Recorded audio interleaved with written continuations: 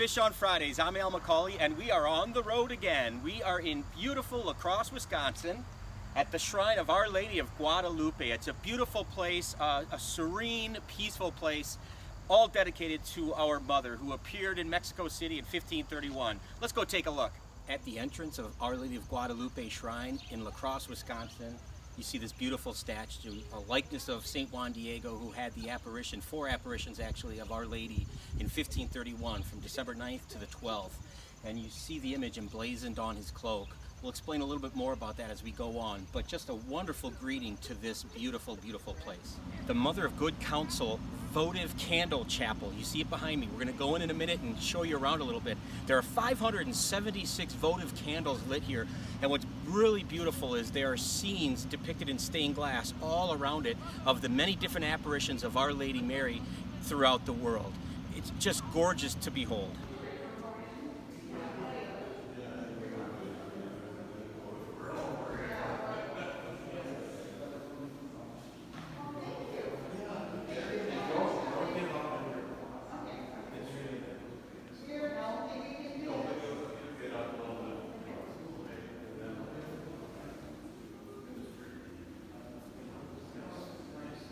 Our Lady of Guadalupe appeared in Mexico City in 1531, and that apparition really represents all of the Western Hemisphere, North and South America.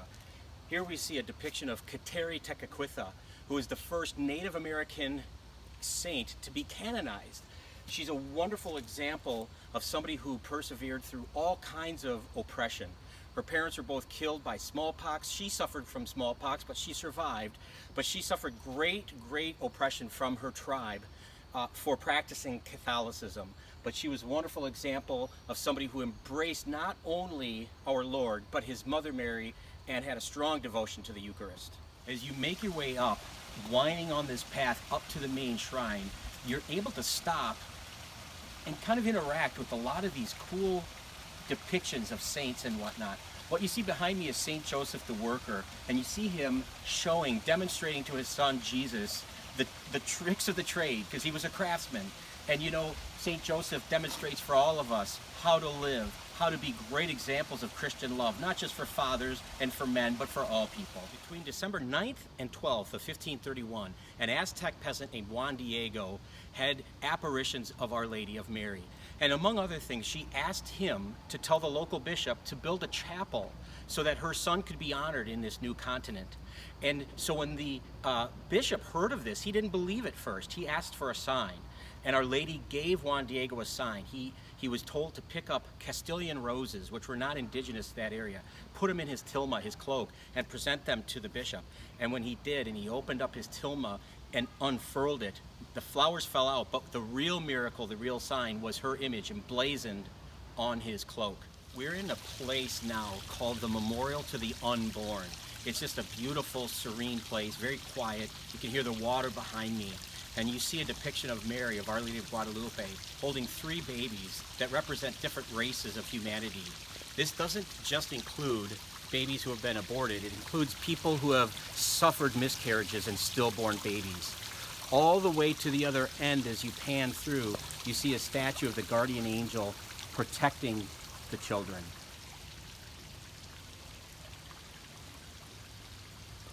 Further up the beautiful hills as you walk, you come to the Way of the Cross, and we have different bas-reliefs of the 14 different stations that mark the journey of Jesus from taking up his cross to being laid in the tomb. And it's a peaceful way to remember the solemn event that we celebrate every Good Friday, our Lord's suffering, his passion, and his death.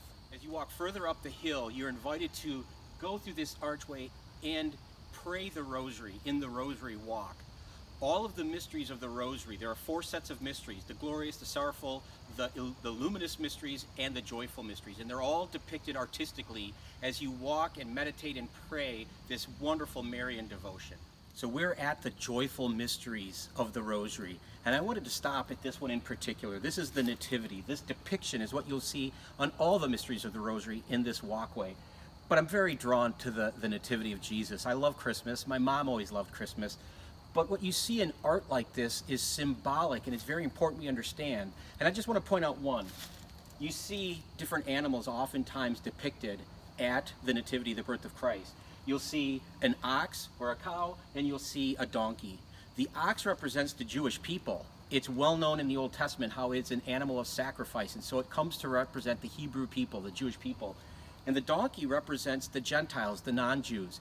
And so when we celebrate Christ coming into the world, he's not just coming for the Jews, but he's coming for everybody, for the Gentiles, for all people, in all times, in all places. In a few moments, we're going to walk inside this main church, this beautiful shrine to Our Lady of Guadalupe. And I'm going to videotape some things. More correctly, my wife, my beautiful wife, Katie, who is our videographer for this whole session, is going to be taking some video footage of the inside. Due to the nature of what happens here, the dozens and dozens of visitors that come and are praying, the solemn nature of it, I don't want to talk while I'm inside the building, but we do want to depict a few things. Some artwork, and of course the image of Our Lady of Guadalupe that's depicted behind the altar in the sanctuary.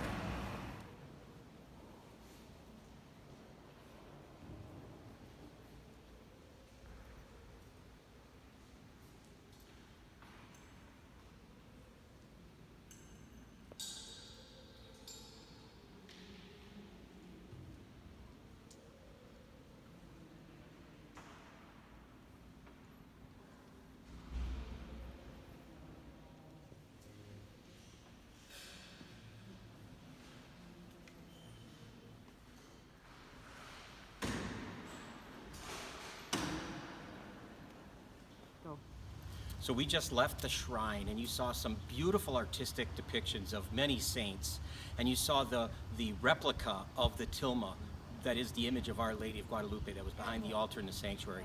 All of those things there's so much symbolism to them, but it takes you to actually come here to look at it, to investigate them for yourselves.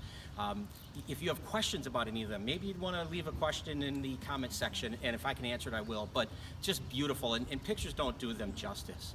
Thanks for taking this guided tour with me. I hope you'll tune in to Fish on Fridays as we go forward, and every Friday. If you feel like you'd like to share this with someone who might appreciate it, please feel free to do so. Subscribe to our YouTube channel, maybe follow us on Facebook. But in the meantime, be good to each other, and God bless.